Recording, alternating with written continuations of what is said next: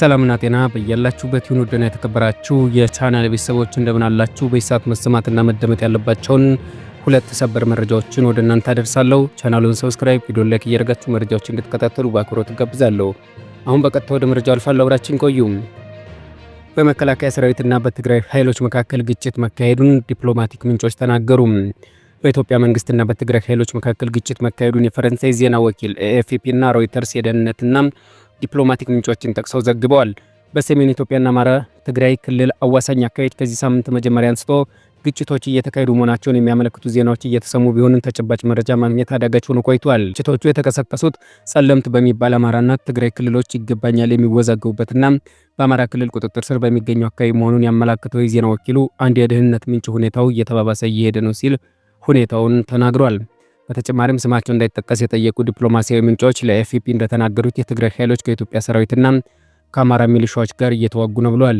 ምንጮ አክለውም ባለፉት ቀናት ግጭቶች እንደነበሩ የተረጋገጠ ነው፣ ነገር ግን ዛሬ ሐሙስ ስላለው ሁኔታ የምናውቀው ነገር የለም ብለዋል።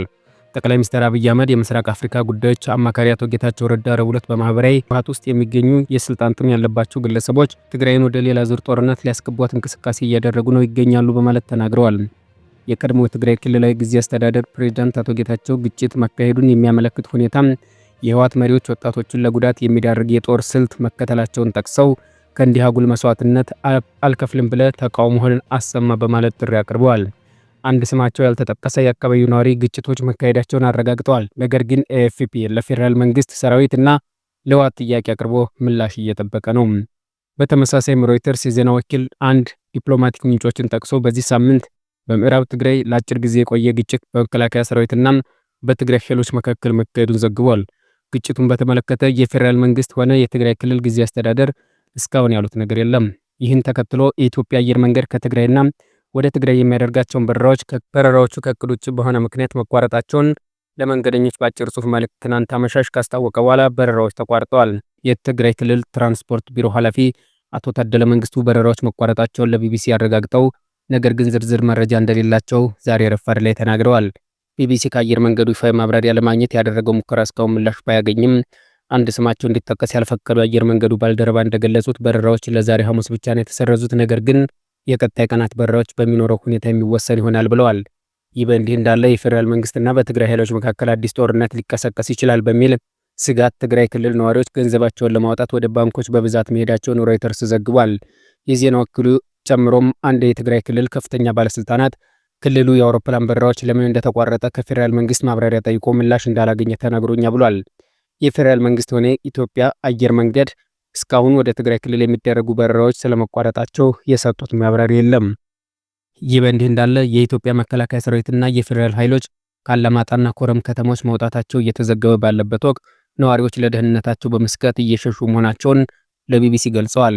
ግጭት ይቀሰቀሳል በሚልና ታጣቂዎች በሚወስዱት እርምጃ ስጋት ፈጥሮብናል ያሉት ነዋሪዎቹን ወደ አጎራባች አካባቢዎች በመጓዝ ላይ መሆናቸውን ነዋሪዎች ተናግረዋል።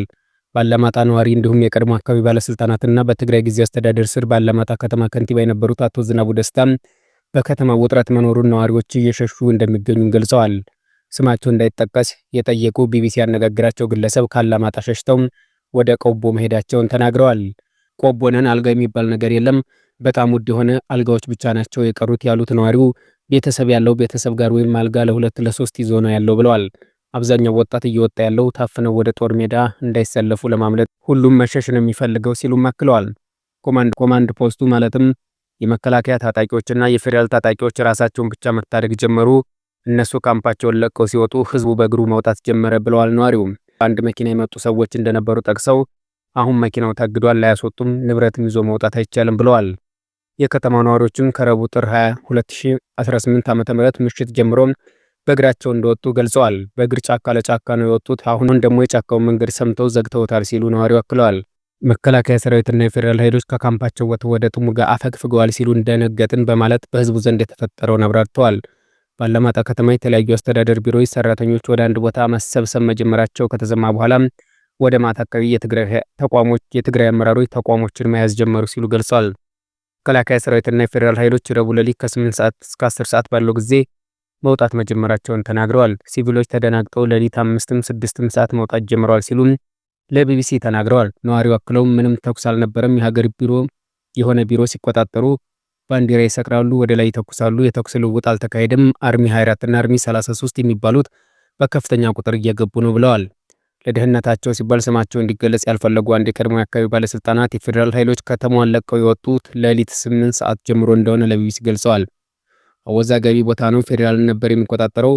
በሁለቱም ወገን ያለው መንግስት መዋቅር ፈርሷል። ኮማንድ ፖስቱ ነበር የሚያስተዳድረው ብለዋል። የቀድሞ ባለስልጣናት አክለውም አሁን ግን ሙሉ በሙሉ ሰራዊቱ ስለወጣም ሙሉ ሌሊቱን በታጣቂዎች ሲታሰርና ሲታፈን ያደረው፣ ዘረፋም እየተፈጸመ ነው። ብዙ ነዋሪዎችም ወደ ቆቦ ወልዲያ ሸሽተው ወጥተዋል። በአካባቢው ምንም አይነት ተኩስ እንዳልነበር ነዋሪዎች ለቢቢሲ ገልጸው የትግራይ ኃይሎች የተለያዩ አርሚዎችን ሲያስጠጉ ስለነበር የፌዴራል ኃይሎች ኃይላቸውን ለመሰብሰብ ብለው ከስፍራው ሳይወጡ እንዳልቀረ አመልክተዋል። በአካባቢው ያለው ሁኔታ ወደ ግጭት የሚያመራ ይመስለኛል ያሉት የቀድሞ የአካባቢ ባለስልጣናት ሰራዊቱ አሁን ላይ ወደ ቆቦና ጮቤ ወደ ተባለ አካባቢ እንደሰፈረ ተናግረዋል። የትግራይ ኃይሎች ቀድሞም ከተማ ውስጥም ገጠር አካባቢ ነበሩ ያሉት የቀድሞ ባለስልጣኑ የተለያዩ ወንጀሎች ቢፈጸምም የኃይል መመጣጠን ስላልነበረም መከላከያ፣ ፌዴራል ፖሊሶችን ማስቆም አልቻሉም ነበር ብለዋል። አሁን ላይ ሙሉ በሙሉ አካባቢው በትግራይ ኃይሎች ስር እንደሚገኝም አክለዋል። በነዋሪዎች ዘንድም ከፍተኛ የሆነን ሽብርና ስጋት እንዳለ ገልጸዋል። በትግራይ ጊዜያዊ አስተዳደርና አላማጣ ከተማ ከንቲባ የነበሩት አሁን ላይ የከተማ ሁኔታ በቅርበት የሚከታተሉት አቶ ዝናቡ ደስታ ከ2-3 ቀናት በፊት ጦርነቱን በማይጸብሪ አካባቢ ጸለምት በይፋ ጀምረዋል ሲሉ ለቢቢሲ ተናግረዋል።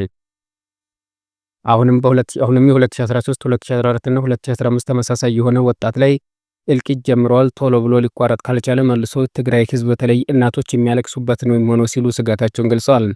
ረቡዕ ምሽት መከላከያ ሰራዊትና የፌዴራል ኃይሎች ከአላማጣ ለቀው መውጣታቸውን አረጋግጠው አሁን በከተማው ላይ ሰፊ ውጥረት አለ ብለዋል። በአሁኑ ሰዓትም ሰዎች እየታፈኑ ነው ያሉት አቶ ዝናቡም ሪዞርት ተብሎ የሚጠራው አካባቢና ራያ አላማጣ ፖሊስ ጣቢያ አካባቢ በማሰሪያ ማዕከላት አሉ ብለዋል። ኮማንድ ፖስቱ ከአካባቢው ለቆ እንደወጣና በትግራይ ኃይሎች ቁጥጥር ስር እንደሚገኝ ጠቅሰው ህዝቡ በተፈጠረው ነገር ተራብሾም በስጋት ውስጥ እንዳለም አመልክተዋል።